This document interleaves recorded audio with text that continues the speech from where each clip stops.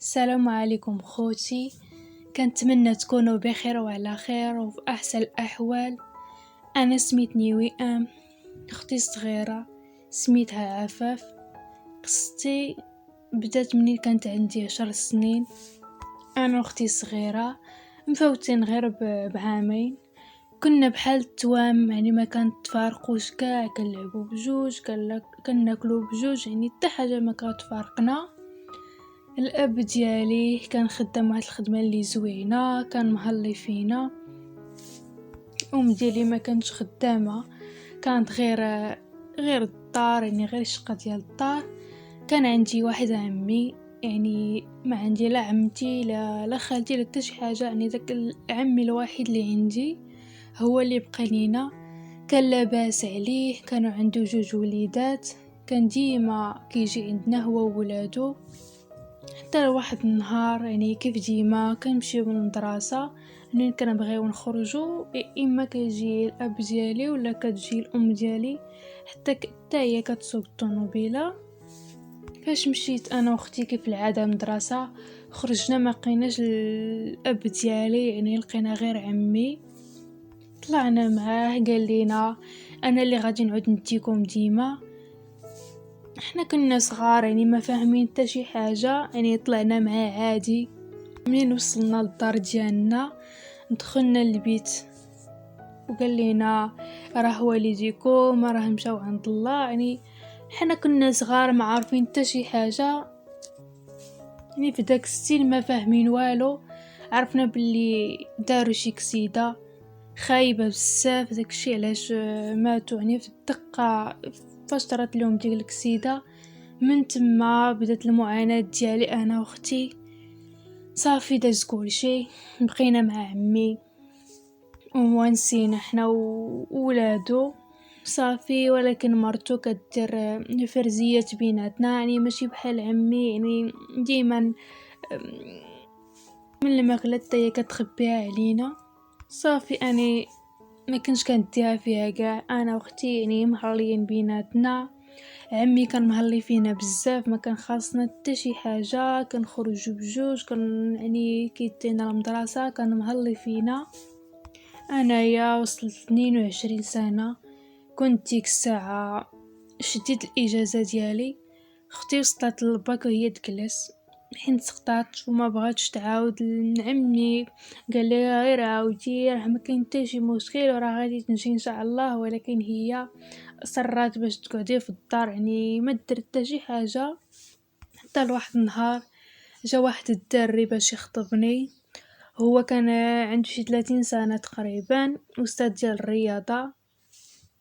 قبلت عليه، يعني ما تشرط ما حتى شي حاجه والو، يعني الشرط الوحيد اللي كان عندي وقلتها ليه غير باش ندي اختي تجلس معايا في الدار. عمي تفاجئ بزاف من هاد القرار اللي اتخذت انايا. قال لي علاش بغيتي ديها معاك، سيري عيشي حياتك وهي راه غادي تبقى معانا.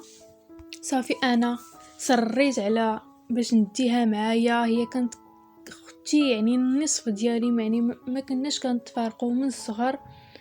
ومع الاب ديالي وحنا يتيمين قلت نديها معايا ما نخليهاش معاهم.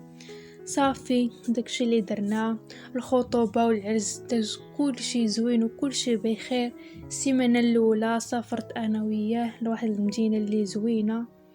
منين رجعنا للمغرب جات عندنا اختي. صافي عشنا مجموعين، هو مهلي فينا، ما كان خاصنا حتى شي حاجه. وقت ما كنبغي نتكسى تعطيني الفلوس بالزايد باش نكسيها حتى هي. صافي عايشين بخير، مهلي فينا. العام الاول داز كله بخير، وانا شرطت عليه باش ما نولدش في داك العام الاول، باش نفوجو على خاطرنا، يعني ما تكون حتى شي حاجه اللي تخلينا ما نخرجوش في خاطرنا. وهذه صافي ديك الساعه نشوفوا الولاد. صافي داز العام الاول بخير، يعني ولينا من بعد ولينا كنتخاصموا نتعايروا بيناتنا، ولينا كاع نقطعوا الهضره حتى السيمانه. في هذيك اللحظه مشيت، حنا واخا كنتخاصموا كتولي اختي عفاف هي اللي كتسخر عليه، هي اللي كتصب ليه حوايجو، كطيب ليه الغدا، يعني ولات هي بحال هي مولات الدار. انا بدا كيطلع ليا الدم بزاف من داكشي اللي كيدير حتى هو، يعني بلاص ما يجي عندي انايا ويحذرني مني بحال اي مرة كتخاصم مع راجلها، راه كيجي كيحذرها ويقول لها صافي، يعني تعاودوا يضحكوا بحال ما وقع حتى شي حاجه. ولكن اختي ولات هي اللي كتقابلو، يعني صافي انايا ما بقاش كيديها فيا كاع وما بقاش معبرني.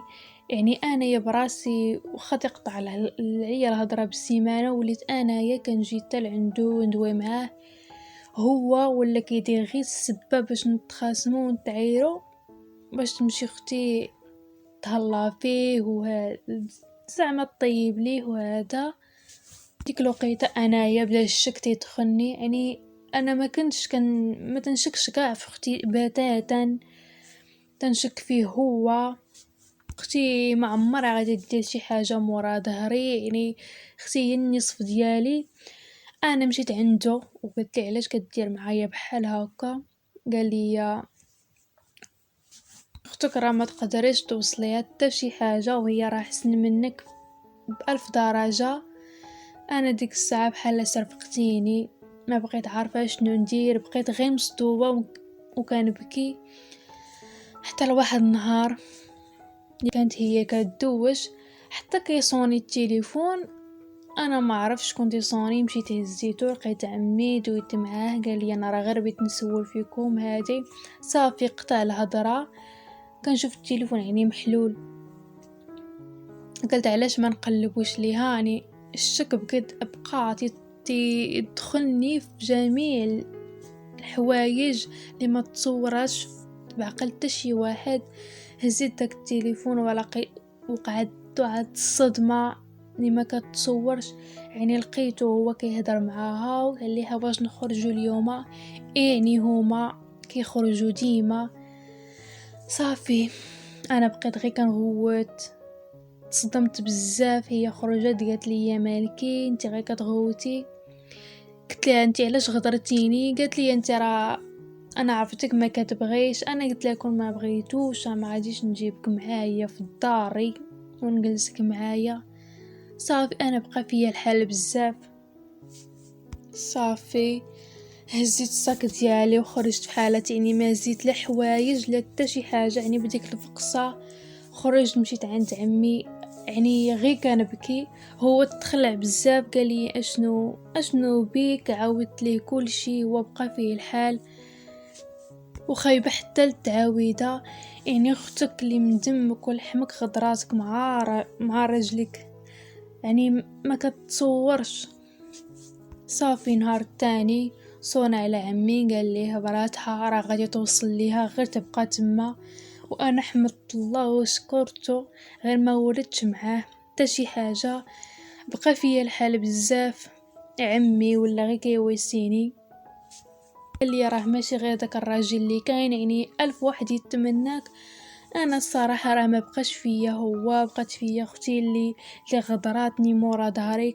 كنعتبرها النصف ديالي، يعني حتى حاجه ما كنخبيها عليها. يعني ملي كنا صغار وحنا مع بعضياتنا يعني ما كنتش كنتصور دير معايا بحال هكا.